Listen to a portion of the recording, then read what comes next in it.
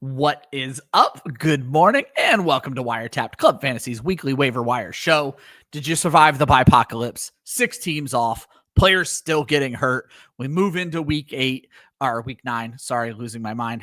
Can't get the weeks right. That's what kind of week it was. Regardless, 4 more teams on bye. We still got a lot to navigate, and one of your favorite players is probably hurt.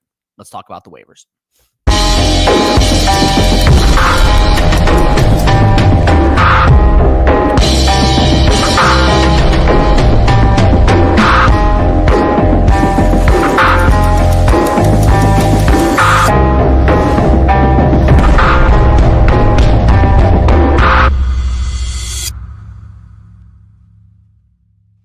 What is up? Welcome to WireTapped, Club Fantasy's weekly waiver wire show. I'm Ryan, the host. He's Josh, the co-host. Josh, I muted you and unmuted you. How you doing today, my friend? Man, I am tired. Fuck the Dodgers and the Blue Jays for going 18 innings and playing 2 baseball games last night. But I say Josh watches. What an ending! Let me tell you. Josh watches 2 baseball games in one, and I'm still out here fucking intros up. So. It would have been worse if I would have had to do it. I promise. That's fair. That's fair. Josh, as I was doing the intro, and I think this is kind of where I got sidetracked, is I don't want to say underrated, a terrible part of the bipocalypse last week was also how many wide receivers were surprise outs with like AJ Brown and Drake London and just things that we didn't see coming that made the week even worse and had us starting just some crazy bottom of the barrel plays last week. You know what, though? Those crazy bottom of the barrel plays kind of hit. I had to start Malik Washington in one dynasty league. Paid off. I'm not mad about it. So we were touting Shamiri DK last week. I started him in 3 different leagues, and that worked out as well. So hopefully you guys were listening. Hopefully you made it out with a W. The thing I put in my article is if you took the L this week, don't take it so hard. It probably wasn't your fault this week. It's going to be if you lose again this week. But last week, that was the bye week's fault. And you had built-in excuses. Yeah, plenty of excuses. I didn't take those losses so hard last week. Hit that subscribe button. We actually go live like 6 times a week here at Club Fantasy. And if you happen to be listening on Apple or Spotify, hit that follow button. The chat does get a little crazy on Tuesday sometimes. If you want to get your question to the front of the line, we do offer super chat. You throw us a couple bucks. We make sure we answer your questions right away. And once this show ends at hopefully 12:15, but probably 12:30, if you still want questions answered, check the link in the description of this video for our free Discord. We're there to answer questions for you, help you guys get through bye weeks and DFS and start sit decisions. And Josh has just been a beast in the Discord as of late. Josh, I know. Trying to, anyway. You've been doing great, my friend. Josh, not a whole lot of news and notes. And actually, some of the news was news to me because I'm an idiot. So I saw that the Arizona Cardinals cut Michael Carter yesterday. To me, that signaled that Trey Benson was ready to come back. But then I realized he's not eligible to come back until next week. So it sounds like this is procedural and Michael Carter will be back with the Arizona Cardinals to back up Bam Knight this week. I know. I just find it hilarious because, he's been their starter the last 3 weeks. But it's like, you know what? We're just going to cut you because we need to do something else, but then we're going to re-sign you. But hey, we still want you. Yeah. It's like if you're a football player, like honestly, like if a team is telling me that week in and week out, I'm giving them a big fuck you at a certain point. And like, well, and granted, I'm sure not many teams are knocking on the door to go and get him. And that's what I was going to say. But still, like, but yeah, like that shit would piss me off. If you're Dallas and Dallas is down a running back, if you're Dallas and playing Arizona this week, why wouldn't you claim Michael Carter off waivers just to say fuck you to Arizona? Yeah, right.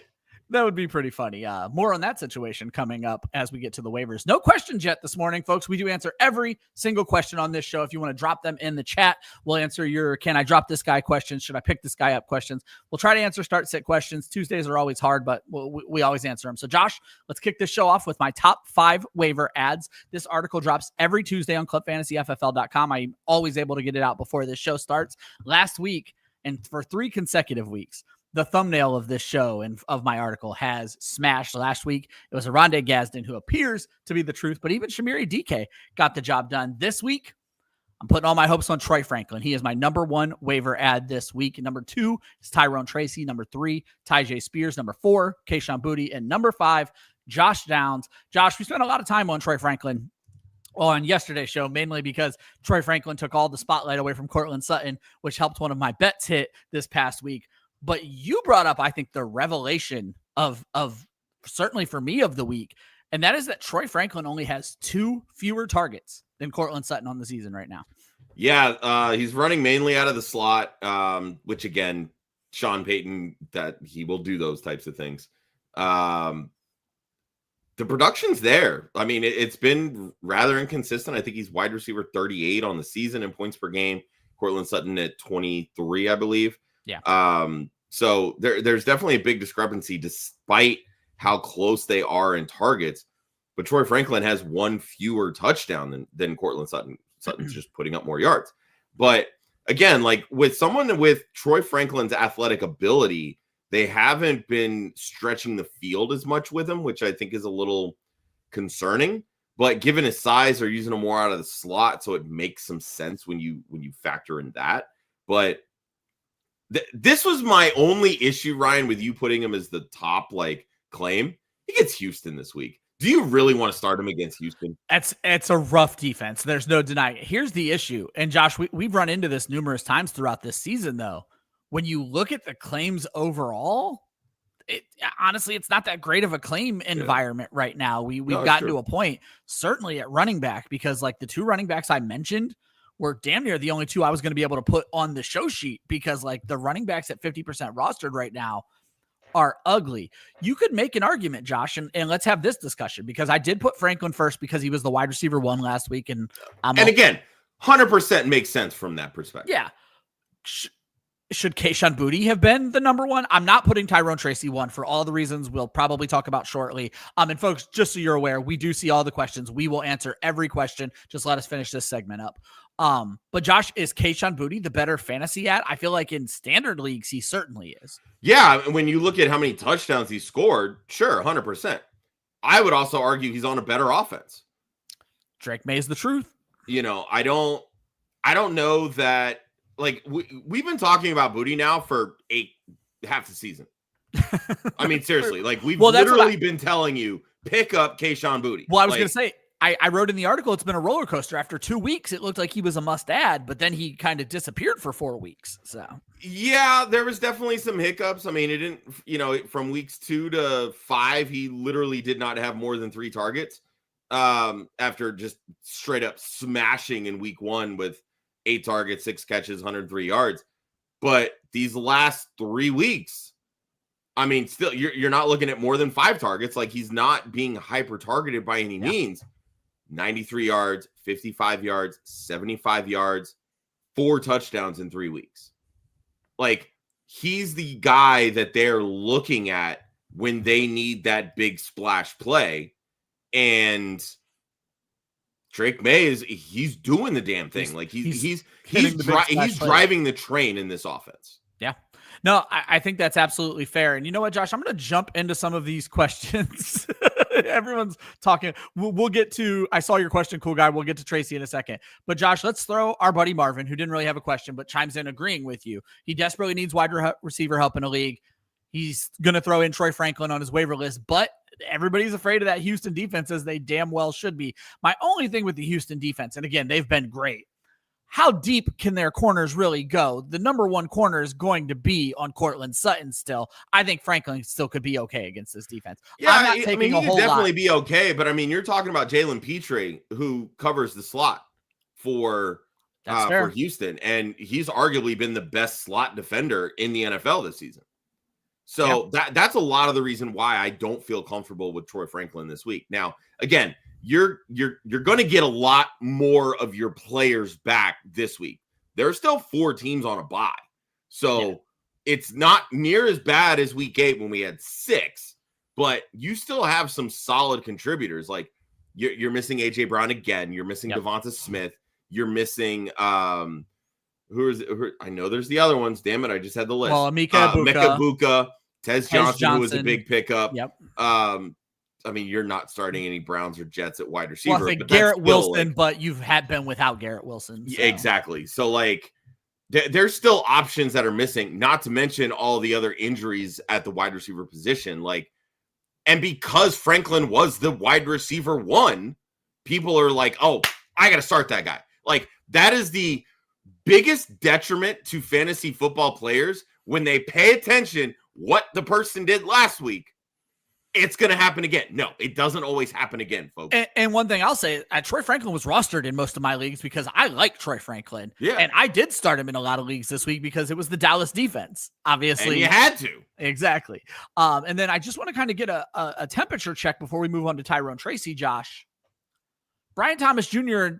and Travis Hunter both coming off their bye week. To me, and this is what I meant about the waiver ads, I'm not dropping either one of these guys. And I know the Brian Thomas Jr. arrow is pointing way down right now, but I'm not dropping either one of these guys for Franklin or Kayshon Boutte. No, I'm dropping somebody else on your team. That's fair too. Brian Thomas Jr., I'm still holding. Travis Hunter, look, he could very well end up being their wide receiver one. The way that they're talking, the way the usage was right before the bye. Now you've got the bye week to implement everything else that you need to do. Again, I'm still holding on to Brian Thomas Jr. because of the talent. And we saw last season, he got on that hot run towards the end of the season, right? Well, where are we at right now? We're at the middle part of the season. Yeah. That hot streak is coming, folks. Absolutely. And then Josh, let's slide into Tyrone Tracy, because I know I'm a bigger fan than you are. We've already scared Cool Guy a little bit, who wants to know what's wrong with Tyrone Tracy.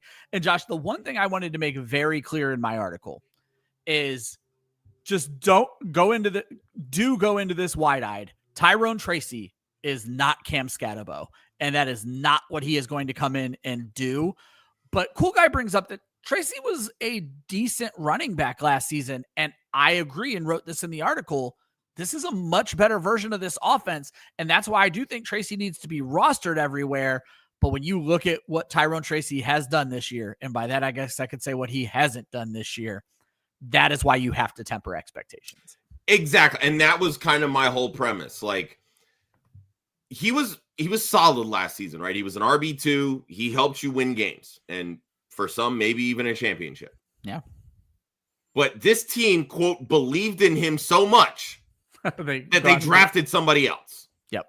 And then when Tracy got hurt, Scatterbo took that job. Tracy came back. They did not give that job back to Tyrone Tracy. They did not. Okay. That should tell you what you need to know about Tyrone Tracy. He has not had a single game this season over 10 carries, and they were dividing up the workload between him and Cam Scatterbo. So what does that tell you now going into the rest of this season? They're going to split the workload between Tyrone Tracy and Devin Singletary. They did the same thing last year. Singletary started out as the lead back, and then they said, you're not getting it done, so we're going to give Tyrone Tracy an opportunity. Tracy was used a lot more in the passing game last year than he has been this year. That role was Scatterbo's this year. So if he's not going to catch passes, and he certainly can't pass block, and that's something that Devin Singletary does well. Very well. Now you're banking on a 1-2 down thumper and a guy that maybe will score touchdowns. Like, you're down your number one wide receiver, you're down your number one running back. You've got a 5'8" Smurf as your number one wide receiver, and a deep guy that gets called for OPIs more than any wide receiver I've ever seen. Yeah. Like, they need to rely on Tyrone Tracy, but they're not going to score touchdowns unless Jackson Dart's running him in. Yeah. And that's where I stand. Tracy busted that 31-yard touchdown last week, which obviously you can't expect that every single week. My hope, and I've said this all along, Tracy is a converted wide receiver. I hope to see him involved in the passing game. I am not convinced Brian Daboll is going to use him that way, because he hasn't convinced me in 18 games now that he's going to use him that way. I like this kid. Like I said, I want everyone to be very wide-eyed. We are not getting a top 15 running back. We are hopefully getting a top 30 running back. That's the whole point. He's a starting running back. He needs to be rostered. But the way that you were talking yesterday, Ryan, on anxiety about blowing your FAAB on him, that's what I'm not doing. But honestly, I would take the discount and go get Devin Singletary. And that's fair. Situationally, in week 9, it's time to start blowing your FAAB. I agree. Take it to the grave. I agree. Yeah. So. And then let's wrap this section up, Josh. You have Josh Downs highlighted. I broke my rule a little bit on Josh Downs. He's technically only available in 47% of leagues, but I almost put Tez Johnson on the list, which would have had me eating crow like I had to last week with Bam Knight. So we're not making that mistake again, Josh. So what are your thoughts on Josh Downs? Certainly more involved over the last couple of weeks. Yeah, he's been a lot more involved. This Colts offense is really interesting because, everybody has a definitive role. And that's what the role is, right? Josh Downs is their slot guy. He's not running outside. He's not going the deep routes. And I will say it's been concerning about the fact that he doesn't have a single game this season over 54 yards. Exactly. So, you could make an argument that even the floor is really low. But he does have 3 straight games with more than 11 fantasy points. And he scored a touchdown in back-to-back weeks. So maybe those fantasy points stay elevated, even if the touchdowns dissipate, right? Again, he has a role. This offense right now is the best offense in the NFL, in my opinion. And you can say what you want about Dallas, how high-flying and high-powered they are, but they're not as cohesive right now as what the Colts are doing. The Colts are doing whatever the fuck they want to do. I also think we're in a situation where Daniel Jones, this is going to sound hilarious. Daniel Jones is learning to be a functional quarterback in the NFL. And I don't mean to say, I don't mean to poo-poo what he's done. No. But Daniel Jones came here and hyper-targeted Michael Pittman because that's what he did in New York for 4 fucking years, because that's all he could do in New York. He was a one-read quarterback. Well, now we're starting to see him get Alec Pierce involved a little bit more. Clearly, Tyler Warren's playing well.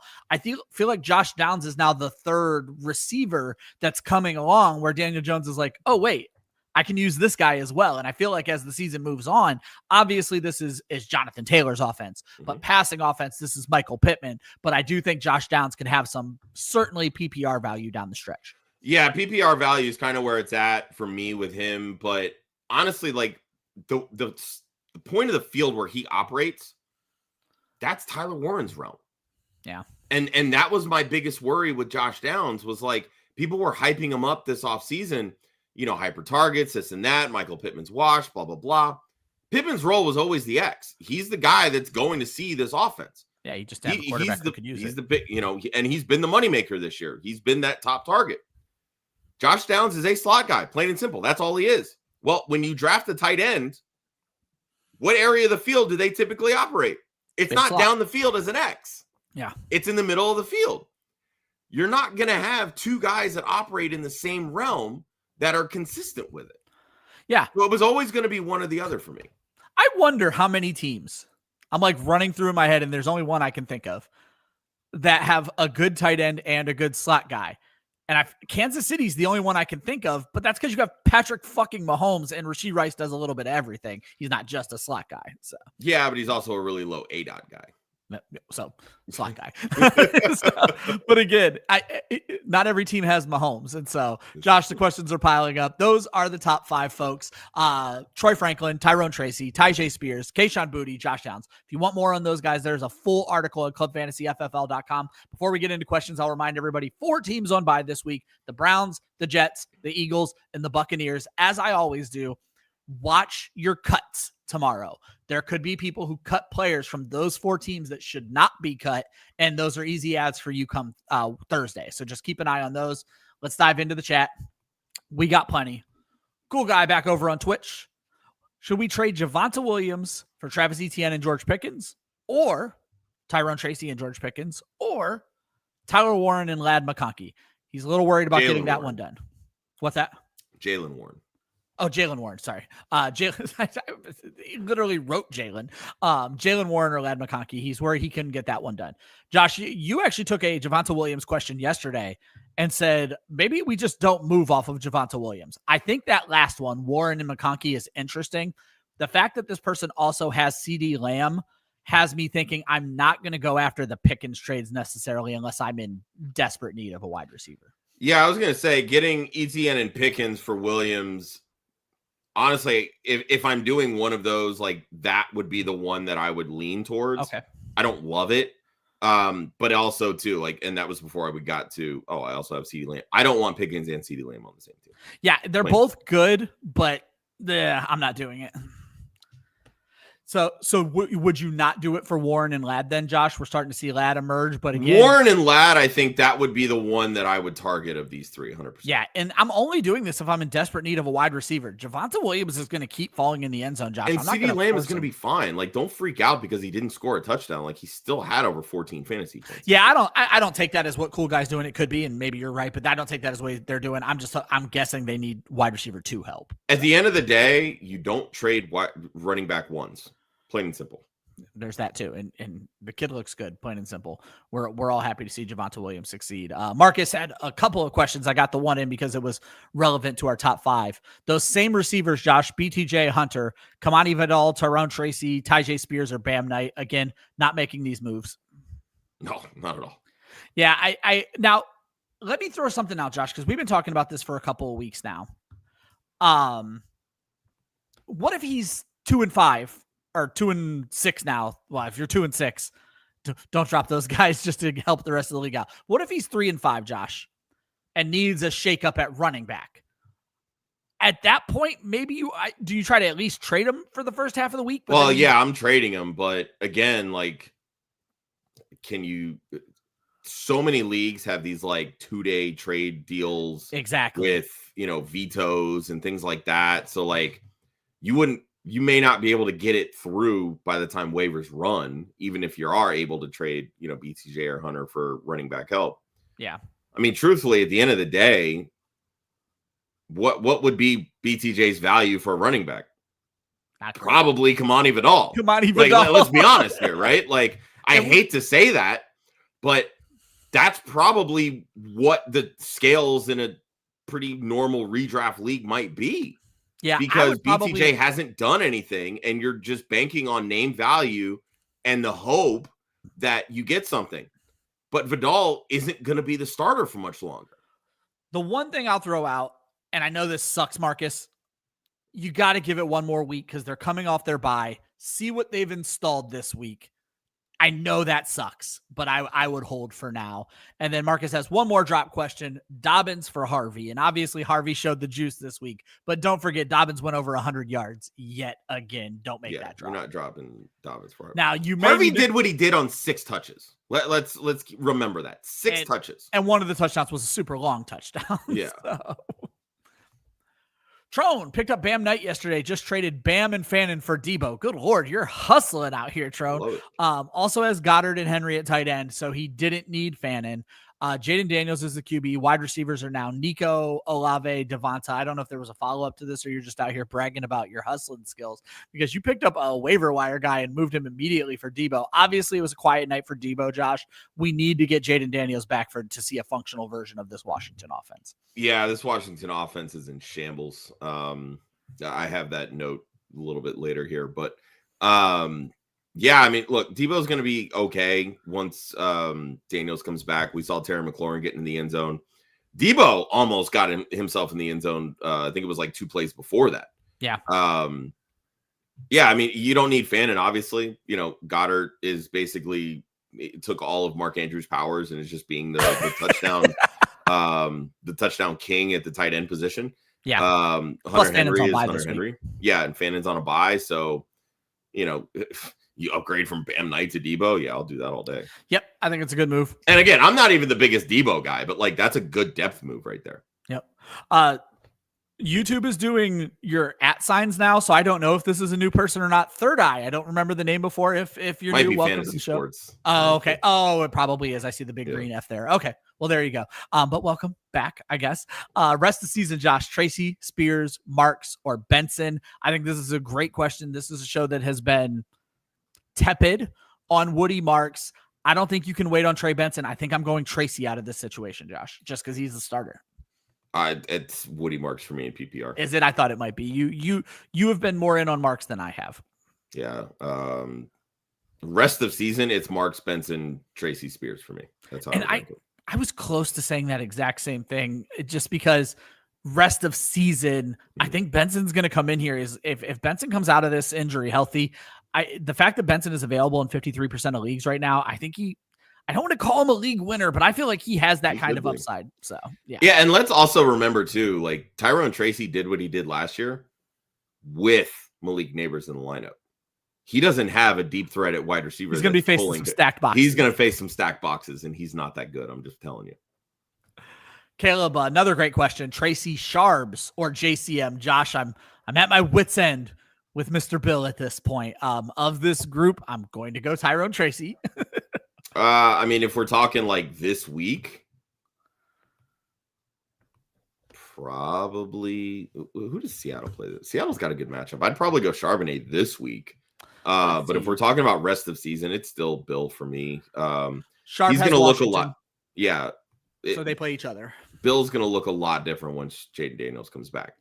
And I've been saying this, much like Quinshon Judkins, Bill, JCM, whatever you want to call him, he's very game script dependent. He's getting the carries. He's just not doing shit with them. They're not throwing him the football. Not throwing him the ball. So unless he scores a touchdown, he's barely a flex play. And I want to go. But that's most running backs. I want to go all the way back to where our Bill hype started. Chris Molina watched Bill in college and told us, Chris Molina is one of our writers, folks, said this guy does not catch passes. He was very upfront about that this kid was going to be a brick. He was going to run through walls for you. And that's what we're seeing. Right now, he's Brian Robinson without touchdowns. Exactly. That's exactly what it was. Basically, Washington looked at this situation and said, we have discount Brian Robinson. That's how we're going to keep using him. Quincy 8-0. Congratulations, my friend. Josh, we're not dropping Kenneth Walker for Tracy, though. Look, Walker's been disappointing. Tracy's not going to do anything close to what Kenneth Walker's doing. Yeah. Michael, a little bit of a conundrum. Number one waiver priority, full PPR, 2 wide receivers, 1 flex. He went RB heavy in the draft, so he has Kyron, Chase Brown, Rico Dowdle, Woody, Pacheco, Algiers. Should he go after Tracy with that number one waiver priority? No. You're never going to play him is the unfortunate problem. Chase Brown is now a functional human being with Joe Flacco. Kyron Williams is Kyron Williams. You have Rico Dowdle, who's a great third back. We love Woody Marks. But we hate Pacheco. And Josh, that's where I was going to go with this. I think we're fine with dropping Pacheco for Tracy. I just don't know that I'm giving up first waiver priority for Tyrone Tracy. Yeah, I wouldn't give up first priority. I'd let somebody else burn that. But also, too, week 9, how many, are you going to get a league winner at this point? Maybe, possibly. But if you're not desperate at running back, I'm not burning it. I think that's really the biggest thing. Maybe somebody rage drops BTJ and you catch him right before a 7-week spike where he finishes as the top 10 wide receiver. That's what I would save that week 1, that number 1 priority for. There you go. Harry and PPR, we need to add 2 of these, the order of preference. Franklin, Booty, DK, or Ridley, Tez Johnson, Shakir, Noel, and Higgins. I am super against rostering guys on their bye weeks. You don't know that you're going to play Tez Johnson. You don't know what the situation is going to be like coming out of that bye. Josh, it's the first 2 for me, and I'm going to be honest. Well, I missed Shakir. Shakir is your first one. Miss Shakir. It's Khalil Shakir. And then does he say if it's PPR? It's PPR, so I'm going Troy Franklin. Yeah, that's probably where I would go.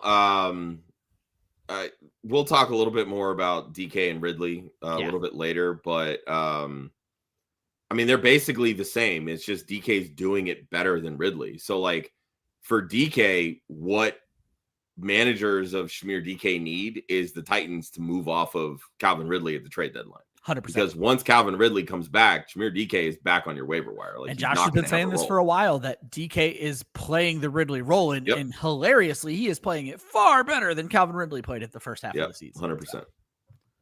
Our buddy George, what do we think about trading J. Jeff and Bill for Waddle and Saquon? Upgrade at running back, downgrade at wide receiver. Josh, I'm probably making this trade. I am off of the Bill train right now. Honestly, I don't hate this trade at all. Saquon's on a bye. That sucks. But so is Bill. It's a massive, it's a massive upgrade at wide receiver, or excuse me, at running back. I get the issues with Waddle, and it all stems from, Tua not being consistent. Are you getting consistent production from Justin Jefferson right now? The dude scored 1 touchdown all season. Someone asked last week if Jordan Addison was the wide receiver 1 now. That's how inconsistent. That's what I'm saying. Addison is scoring touchdowns. Jefferson's racking up yards. Like, he's probably going to have 1,200 receiving yards this season. I wouldn't be shocked if he scores 4 touchdowns. Yeah.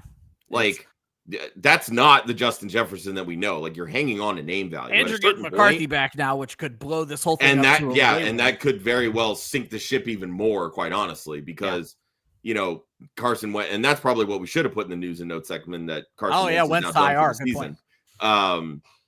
You know, so they're basically going into this season, the Vikings are, with 2 completely unproven quarterbacks in undrafted free agent Max Brosmer and JJ McCarthy, who has started 2 games in his NFL career.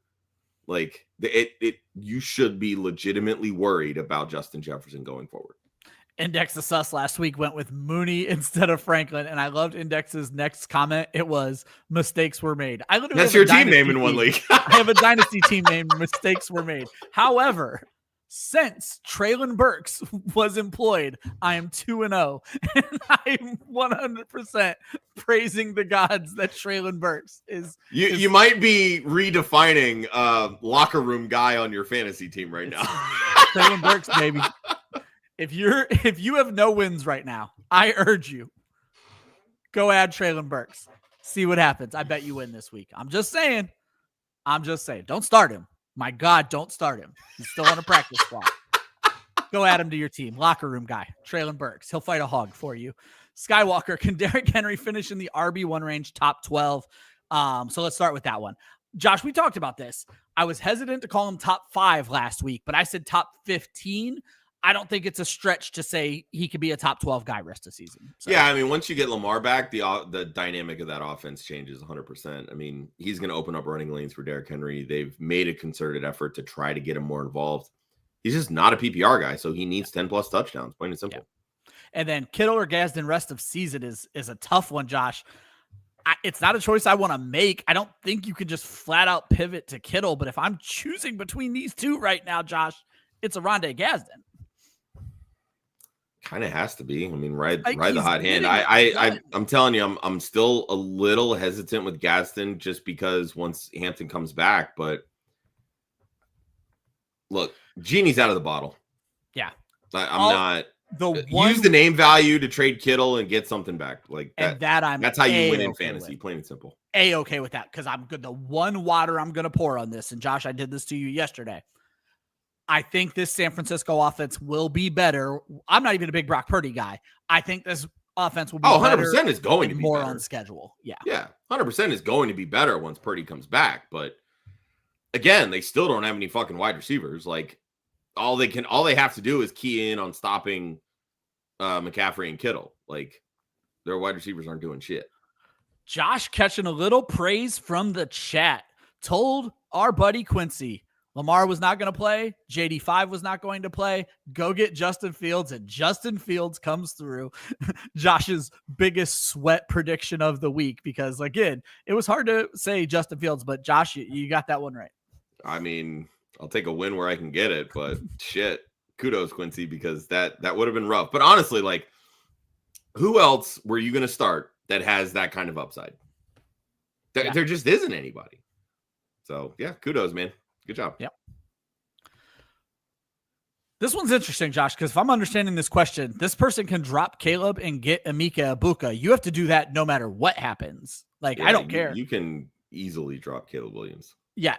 Caleb Williams is droppable. That's going to come up later. If you need to go get another quarterback later, that's fine. But go get Emeka Egbuka. Let me see. Hang on. I have Daniel's been starting Caleb. If Daniel starts, is Caleb droppable to get a wide receiver? I'm guessing because Egbuka is on a bye. Okay, yeah. Thank you. That makes so much more sense. Yes.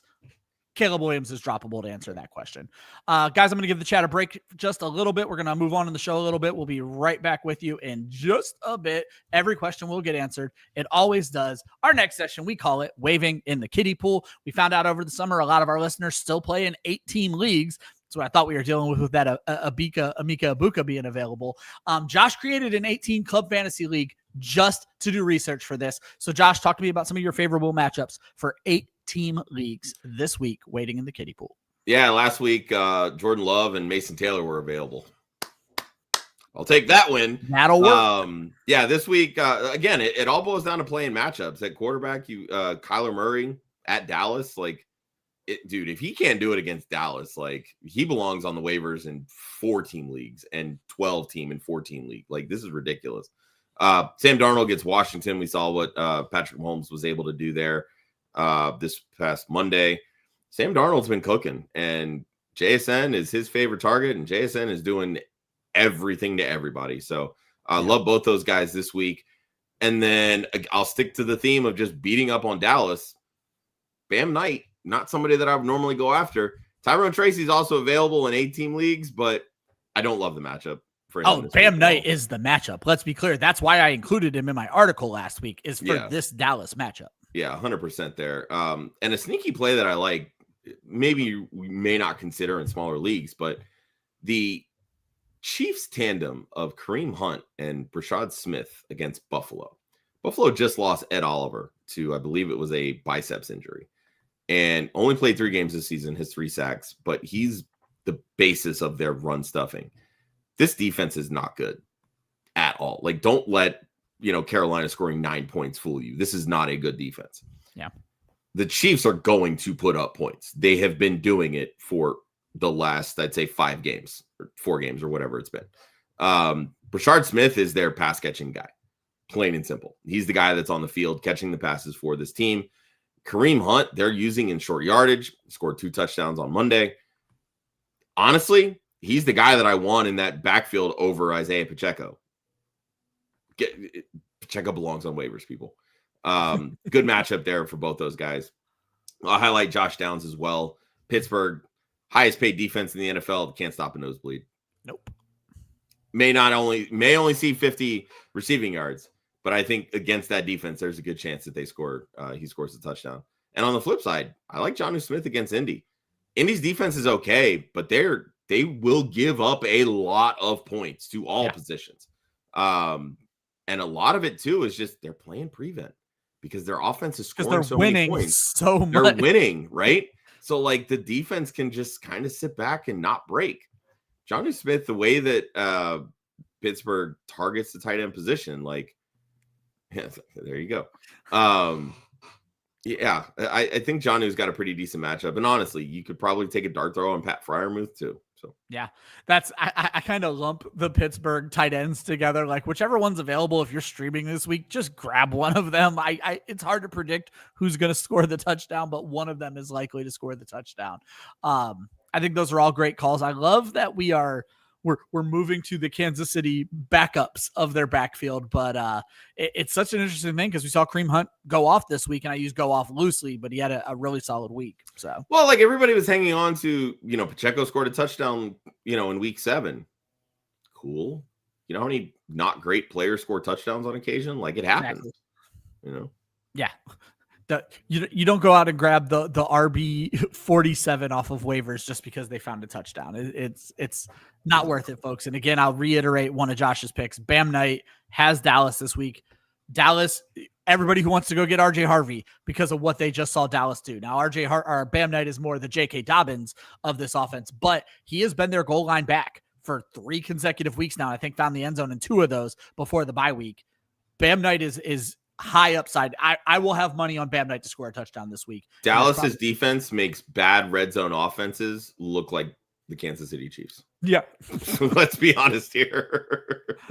Josh, we still got some things going on in the chat. We've told everybody this show not to cut Travis Hunter or Brian Thomas Jr. Quincy asks if we would start them at the same time, and I think that is a tough call.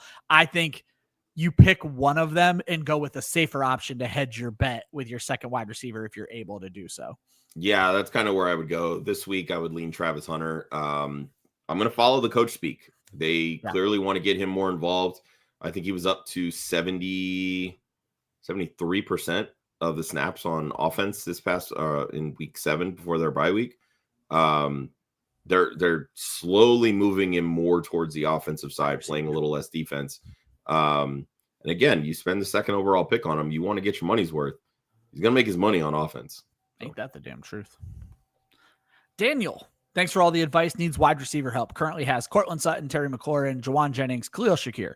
Would we trade Kyron straight up for Ladd? He has Genty, Woody, and Warren. He needs Kieran Williams far more, in my opinion, than he needs Ladd McConkey. I'm fine with his wide receivers. I want Kieran Williams. Genty does not look like the truth right now. So you have a lot of RB2s. You need Kyron Williams to be your RB1. I mean, you could say the same about the wide receivers. He's got a lot of wide receiver 2s, but no real wide receiver 1. I think my biggest issue here is that I don't think Ladd is a wide receiver 1 in fantasy. Like, he's good, and I think he's a borderline wide receiver 1. But because there's so much target competition on the Chargers, that's what makes it hard for me to say, yeah, Ladd is that dude. You know what I mean? Yeah. Now, if you were saying, you know, trade Kieran for, oh shit, give me well, you want a certified wide receiver 1. So I'm just trying to think off the top of my head. Justin Jefferson on the downfold, maybe Jalen Waddle, Rashee Rice, Michael Pittman. Michael Pittman might be worth Rashee Rice. Yeah, I was going to say Michael Pittman might be a guy that I would target there, right? I don't think the production is there, but the name value is still kind of, like some people would, you know, maybe not lean towards like, oh yeah, no, I can't. Like, I don't think they would trade Justin Jefferson for Kieran Williams is kind of what I'm getting at. So, like, yeah, go if you could trade Kieran to get a Michael Pittman, I would feel more comfortable with that 100%. I also think maybe you shop Genty off of the name recognition and hold on to Kieran Williams. Too, yeah. But my God, Index Assess had me with this. Genty does look like the truth because, as we all know, the truth hurts. And that is what Genty. It just boils down to the Raiders have no fucking idea what they're doing. No identity. No quarterback, no offensive line. I am not against Ashton Genty at all. I will take no blasphemy against Ashton Genty. Ashton Genty, the fantasy running back, is an RB2 at best, and 100%. He's not helping you win. 100%. Marcus, would we drop T. Higgins? Because I'm dropping Jaden Higgins all day for Kamani Vidal. Would we drop T. Higgins for any of these running backs? His current running back, Saquon, is on bye. He also has JSN, London, Pittman, Tez Johnson, Tedero McMillan. No, I guess if this is T. Higgins, you drop Tez Johnson. Tez. Yeah, you do not need to hold Tez Johnson through his bye. Drop Tez Johnson. Yeah, you're not dropping T. Higgins. Look, it's an easy overreaction because he only saw 2 targets. And yes, I understand Jamar Chase is just eating targets like they're fucking Cheerios at breakfast. On pace for over 200. Yeah, like it's unbelievable, quite honestly. But T. Higgins still caught a touchdown this week. Like, they're going to throw the football. That's what Joe Flacco does. Targets are going to find T. Higgins. Like, don't overreact to a 2-target game because literally the week before, what do you have? 8 for 90 and a touchdown? That's what I'm getting at. I like Tez Johnson. Josh has also pointed out one very important thing to know about Tez Johnson. Tez Johnson is one hospital wall away from his career being over. And besides, you don't need Tez with all those other wide receivers. Don't need T. You certainly don't need Tez. Plain and simple. Josh, I think this is an interesting trade because we kind of poked holes in the cape of Christian McCaffrey yesterday. I'm assuming this is either or, because if this is both, I'm making this trade faster than I could possibly make it. But what I will say is I'm doing it for Gibbs. I'm not trading Christian McCaffrey for a tight end. No, absolutely not. You're not doing it for just McBride. If it's straight up CMC for Gibbs or Gibbs in a piece, like, I'll take the Gibbs side 100%. Yeah. And again, if you can get both of them for CMC. Yeah, if that is somehow, please make that trade as quickly as you can. Yeah. I don't think that's the case, but yes. Gibbs is the better fantasy piece, in my opinion. I understand that CMC is technically scored more points, but we brought up CMC is getting it all done through the air right now, an obscene target volume. And as Brock Purdy comes back, George Kittle gets healthy, and wide receivers get healthy, it seems like Christian McCaffrey could possibly take a step back. I don't see any step backs for Jahmyr Gibbs. Last question of this round, mortal leader. Josh, Goff or Knicks this week? Start-sit questions on a Tuesday are always tough.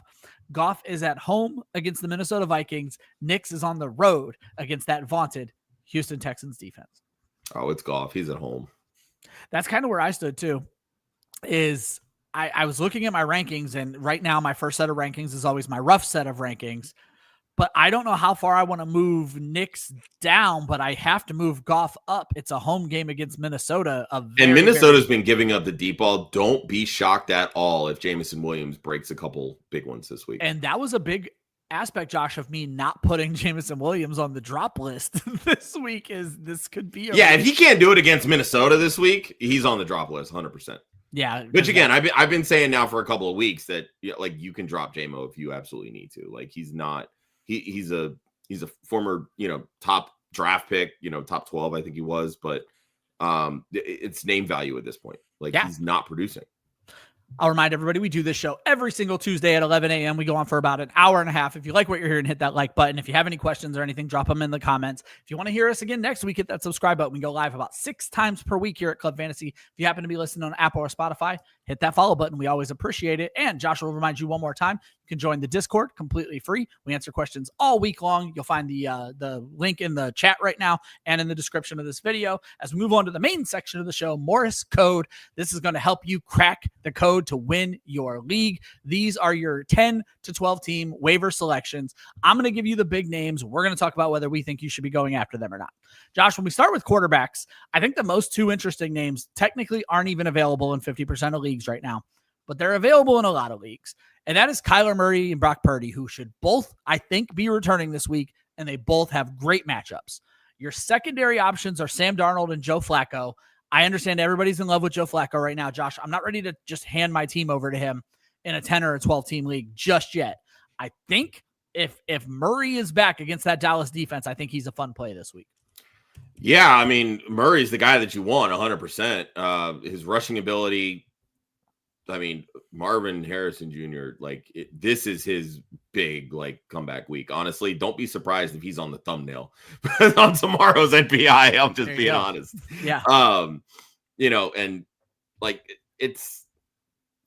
I don't really have a whole lot to say. These are really obvious points.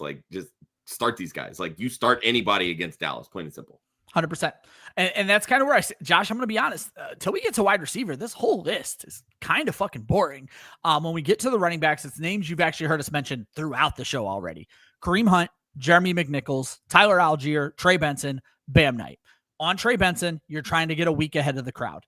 He is not playing this week. You may be best to let waivers run if he happens to be available in your league and see if you can get him for free, but it may be worth throwing a small bid out there. I'm guessing there's no IR in your league, and that's why he would be available, but somehow is available in 53% of leagues. We love Bam Knight for all the reasons Josh just mentioned.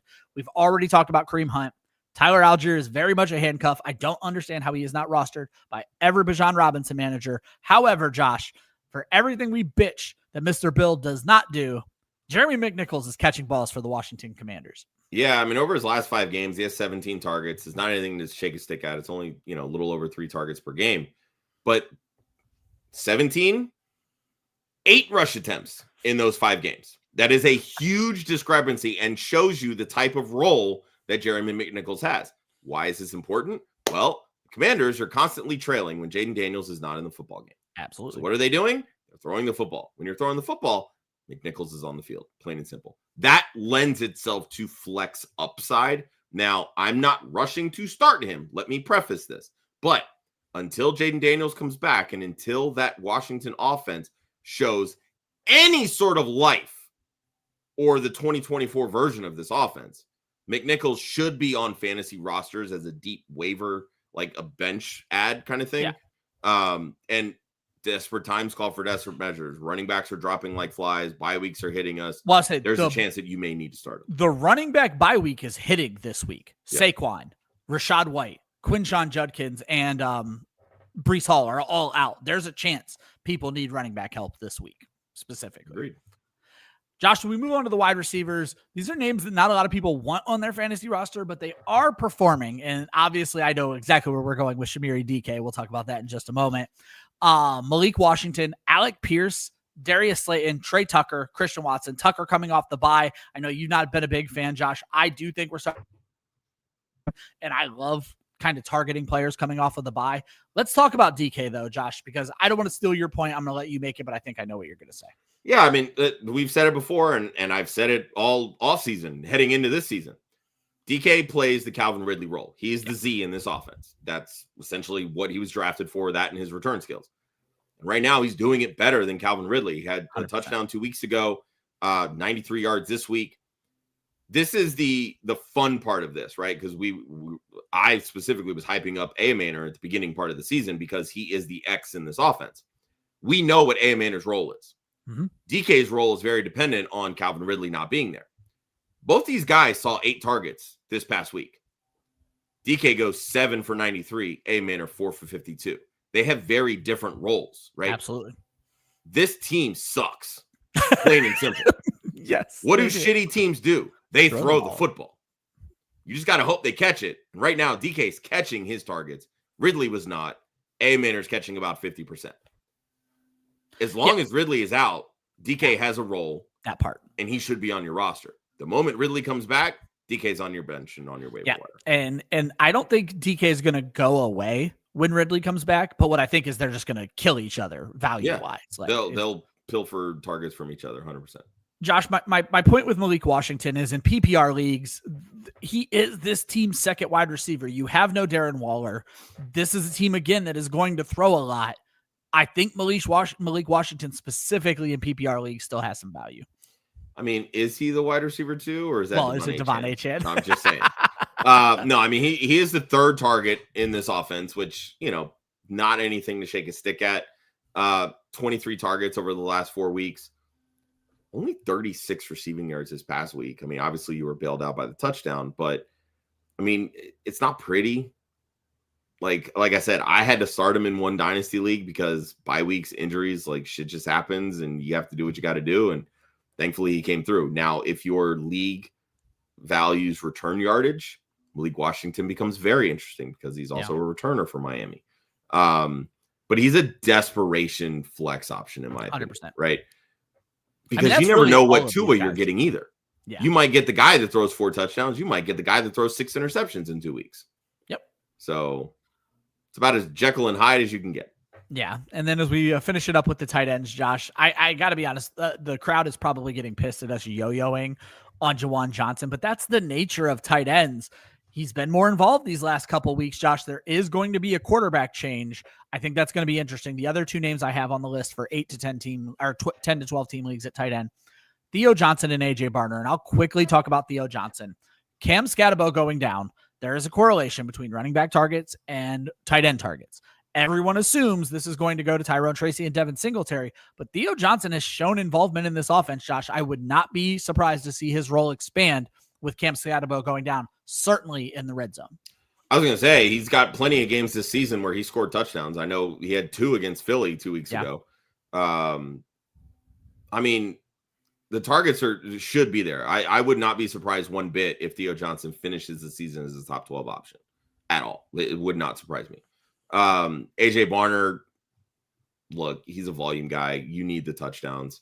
When I say volume guy, like touchdown volume, let me rephrase that. Yeah. Juwan Johnson, again, like, yes, it's a yo-yo act. It sucks. It's a pain in the ass.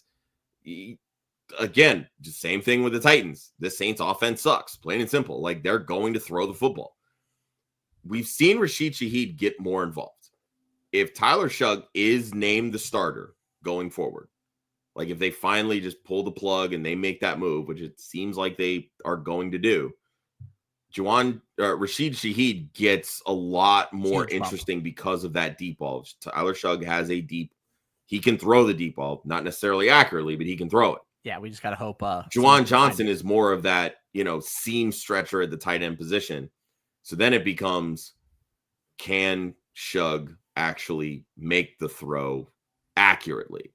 Yeah. Because when you look at Spencer Rattler, Tyler Shugg, even just this first game, their numbers were damn near similar. Spencer Rattler's a lot more accurate. And that's why he was starting. That's why he got to start. Absolutely. Because he is more accurate player, more accurate passer than Tyler Shugg. Yep. Sometimes it just comes time to move on from your quarterback and sometimes on your entire fantasy team, which brings us to Mayday. Mayday, it's time to cut the line to some of these players. You drafted them. It's okay to admit when you were wrong. Josh, we already talked about it. Spent a little bit of time here. Caleb Williams is just not consistent enough, certainly in 10 and 12 team leagues, to be your starting quarterback in fantasy football. Hasn't scored over 12 fantasy points in a month. Yeah. Time To move on, Josh, I said we're getting close on Ja'Cory Krosky-Merritt. Bill, it sounds like you're willing to hold on just a little bit longer. Yeah, I mean, he is still technically a starter. And again, I've been saying this, the same thing I've said with Quinshon Judkins. He's matchup dependent and game script dependent. Like he's getting carries, but he's just not scoring touchdowns, right? Like right now, they're not a good offense. When Jaden Daniels is in there, he lends itself to more touchdown opportunities. Right now, I look at him more as a hold until Jaden Daniels comes back. Yeah, I think that's fair. Checo, I'm done with. Gainwell, sure. I mean, yeah, I don't know why Gainwell had his shine while Jaylen Warren was getting right. Now that Jaylen Warren's right, Gainwell doesn't seem to be it anymore. Yeah. At wide receiver, Josh, some pretty big names, and I'm going to leave the one you have highlighted for last. But Jacoby Myers, the only reason you're holding Jacoby Myers right now is to see if a trade happens. We're 6 days away from the trade deadline, so it'll be interesting to see if anything happens there. Jerry Jeudy, for the love of God, people. I do not understand why he is so rostered. He just gave you a 0. Jerry Jeudy better be under 25% rostered when I do next week's show. Cut this man. Cooper Kupp, I don't think Darnell Mooney's it, Josh. If Darnell Mooney isn't going to pop this week with his old friend Kirk Cousins and Drake London out, I don't see an instance where you're going to feel comfortable starting Darnell Mooney. Matthew Golden is the interesting one. We have been up in the air when it comes to Green Bay wide receivers this entire season because you don't know when you can and cannot trust them. There's obviously upside there, Josh, but we can see the downside every single week as well. Yeah, and that's what I want to point out here with Golden, because I think a lot of people, and we see this all the time with rookie wide receivers, right? Especially first-round rookie wide receivers that go in the draft. High hopes. Green Bay is going to change how they operate, all these different types of things. They're throwing the football, which is great. It's going to Tucker Kraft. Also great. They still don't have a dominant wide receiver one. And this is the thing with Matthew Golden. And I've seen this take with different analysts, on social media. Matthew Golden didn't earn targets in college. If you're not earning targets in college, you're probably not earning them in the NFL. Yeah, right? It's going to make it tough. You have to be design played. So that in and of itself should tell you that Matthew Golden is no different than any other wide receiver that they currently have on this roster. What did Joel call him? Bigger, faster Marquez Valdez-Scantling? Essentially, yeah. Christian Watson comes back, 4 for 85 right out of the gate. Cool. Awesome. Good floor, throwing a touchdown, top 15 wide receiver in a week. But then I see stats like this that Matt Harmon puts out on Twitter. Among wide receivers with 20 or more targets, Matthew Golden currently ranks 3rd in EPA per target. He ranks 9th in success rate per target and ranks 17th in yards per target. Now, again, we're talking per target. Yeah. He has a solid catch rate, 21 receptions on only 26 targets. But that's the problem. 26 targets through in 7 games. 7 games, yeah. That's less than 4 targets per game. He is not getting targeted. At a certain point, numbers can tell you, damn, he can be really good if he sees the targets. He's never earned targets. Yeah. So what incentive do the Packers have in throwing him the football when Josh Jacobs is scoring touchdowns, when Tucker Kraft is absolutely dominating? He's not earning targets. Yes, he could be really good, but they just got back their wide receiver one in Christian Watson. So to me, it's okay to hold on, to disregard Matthew Golden. Like, there's no point in holding him anymore. Yeah, if you're in bye week, could he have one game that pops? Sure. But I gave you all those stats, and in 7 games, he has 0 touchdowns. Yeah. And were you ever going to start him that 1 week where he popped? That's what I'm saying. He's not. You're holding on for that 1 week to either, hey, this is the beginning that I'm gonna start him the rest of the season. No, he's gonna be a trap for you the rest of the season, or you're using him for that 1 week to finally trade him. And at that point, the other people that you're in your league are gonna be like, dude, he hasn't done shit for 10, 12, 11, they're gonna drop him again. Like, they're gonna drop him too. Like, don't do it. Just move on. It's okay. And Josh, we're gonna break some hearts here, but we've actually been saying this for a month now. TJ Hawkinson, Mark Andrews do not need to be rostered. You probably, if you have these guys, you probably are the manager who went out and got Arondé Gadsden. It's time and it's okay to move on. I mean, shit, if you listen to me, you wouldn't have drafted TJ Hawkinson. Yeah. Mark Andrews, to me, this is what I will say. With Lamar coming back, things could change. He's a smidge more interesting. We haven't seen Isaiah Likely pop either. No. It's like the offense changed. The offense changed, correct. Zay Flowers is much more involved. I don't know what's going on, but I think this team needs their identity back, and their identity is running the football. Yeah. Mark Andrews, and again, I said this even in the offseason when we did our Ravens preview. Mark Andrews is touchdown dependent, plain and simple, because his targets he led the league in touchdowns. Plummeted. Well, that's why I said earlier, Dallas Goedert is the new Mark Andrews. He's the one scoring the touchdowns. That's where his fantasy value is coming from. Mark Andrews right now, not scoring touchdowns because they haven't had consistent quarterback play. Maybe that changes with Lamar back, but also maybe it just stays the same. It's okay to let go of the big names. Yeah, when they're not performing. I think both are outside of the top 15 when it comes to tight end scoring. One last reminder, folks. If you like what you're hearing, hit that like button. If you want to hear it again, hit the subscribe button. If you're listening on Apple or Spotify, hit that follow button. Josh, drop the Discord one more time for me as we move on to the chat. Probably the second to last time on the show. Our buddy Craig said, is Tyrone McMillan from Carolina. So T-Mac from Carolina pickup with Troy Franklin on waivers. He needs a wide receiver, and the tight end Kittle is a must start over Warren. No. You're not dropping Terry McLaurin for... Yes. Don't drop Terry McLaurin. You're not dropping T-Mac either. Well, it's Tyrone McMillan. It's not... Yeah. You're not dropping Tyrone McMillan for Troy Franklin. And Tyler Warren is the must start over Kittle. I'm sorry. Tyler Warren is the tight end 2 in fantasy right now just because Trey McBride is the tight end 1 and he is great. So Tyler Warren, keep Tyrone McMillan. And as Josh pointed out before, go ahead and don't be upset to trade George Kittle. Use that name recognition. You are fine with Tyler Warren. Best offense in the NFL, as Josh put it earlier in the show. A bunch of really good running backs. Christian McCaffrey, Gibbs, Javonte Williams. Yes, you do. Wide receivers are not great. Olave, Diggs, Brian Thomas Jr. I like Olave still. 2 QB Superflex league with May and Herbert at quarterback. Should we make moves for a wide receiver? He would only want to move Javonte Williams. Josh, we've talked about this. I guess it's how many wide receivers do you have to start if you're still watching Pats? If you can start all 3 of these running backs and only have to start 2 of these wide receivers, I would rather start the 3 running backs, Olave and Diggs or Gamble on BTJ, than trade Javonte for some lesser wide receiver. I would want someone really good back if I'm trading Javonte Williams. Honestly, I would be more interested in moving CMC and riding out with Gibbs and Javonte because you're going to get more back with CMC. And the other 2 are providing plenty. I like right? that. And I think you could probably, this would be an instance where, like we always say, don't trade for flex depth, right? But you could potentially get a wide receiver 1 and still a solid RB2 in return for CMC. And I think that helps round out your team and you're really not losing much.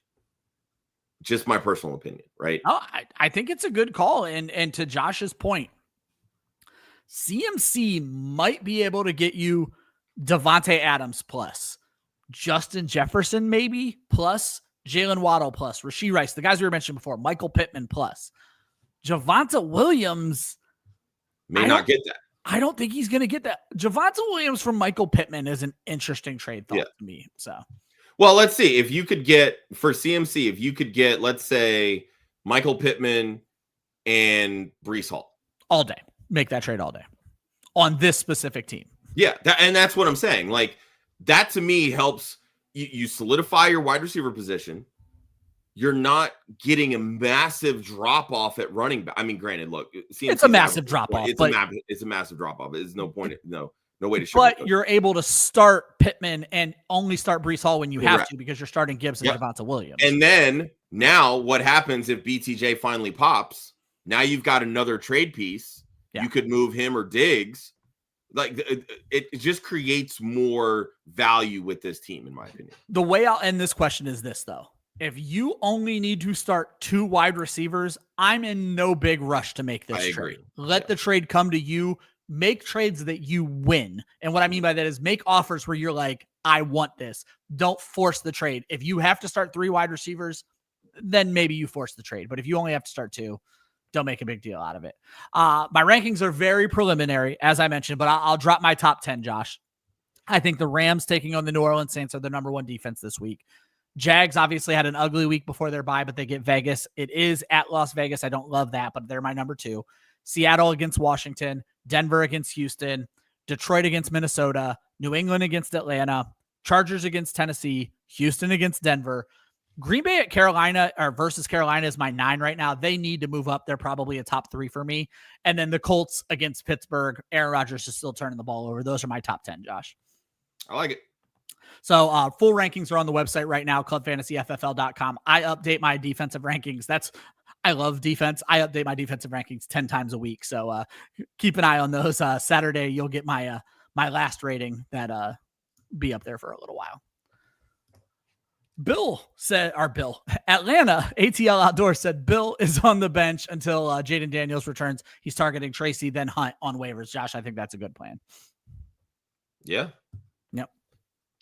And then are the Rams worth number 5 on the waiver wire for a defense rest of the season? Number 5 on the waiver wire, Josh, I'll give that up all day long. I'm not too worried about that. I was going to say, I don't usually blow waiver priority on defense, but that's fair. And you know what? I don't either. I'm going to be perfectly honest. There's one question though that we always ask in this situation.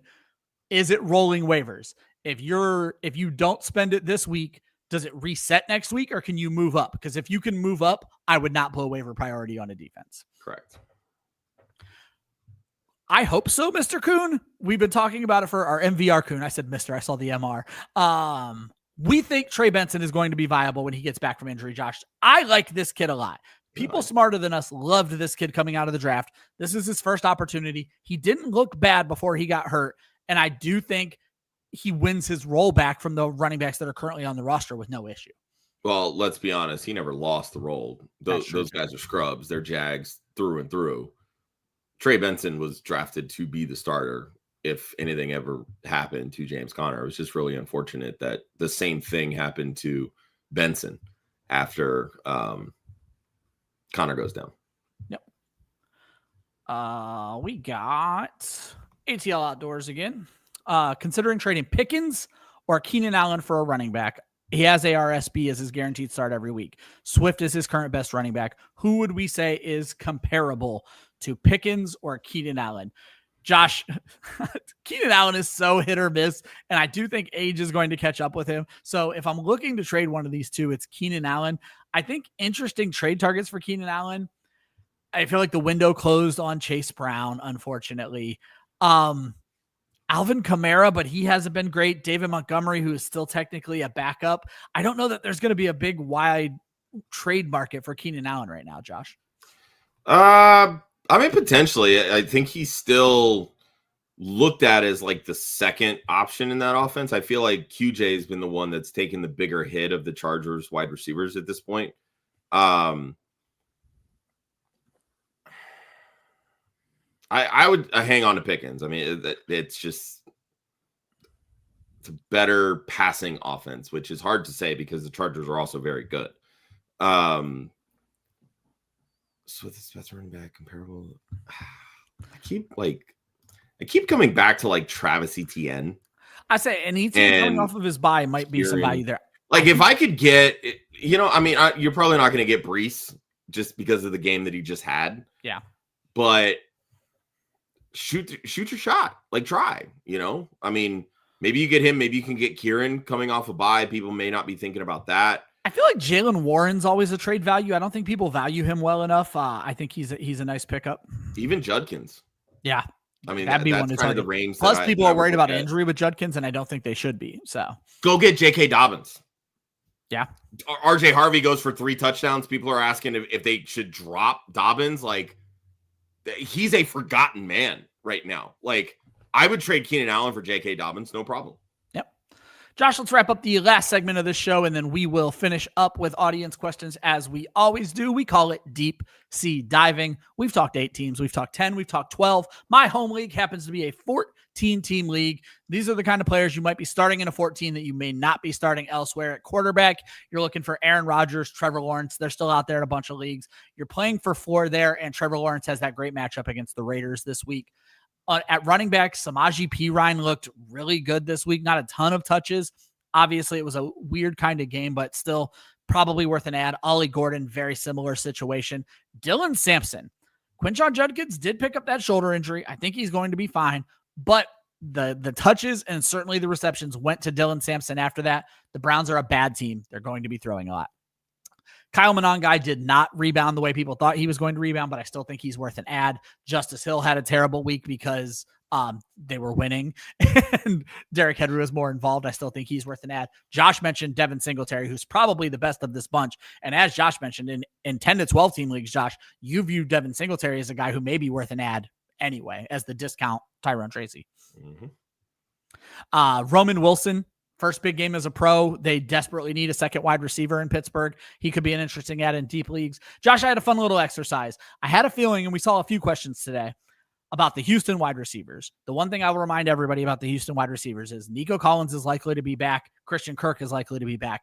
I don't know if you want any of these guys, Josh, but how would you rate them? Hutchinson, Higgins, Noel, who all had a really good week this week. So I'm going to preface this. I'm going to do 2 different rankings here. So my first ranking without Nico, is Hutchinson, Noel, Higgins. Okay. With Nico, it's Noel, Higgins, Hutchinson. There you go. Hutchinson, it's exactly what we talked about with Shamir DK. Hutchinson plays the Nico Collins role, and that's why you have to prioritize. Which is weird because they're nothing alike in terms of build, skill set, anything. But Higgins has his role. It's the X. Nico's the Z. Hutchinson is the Z. Yep.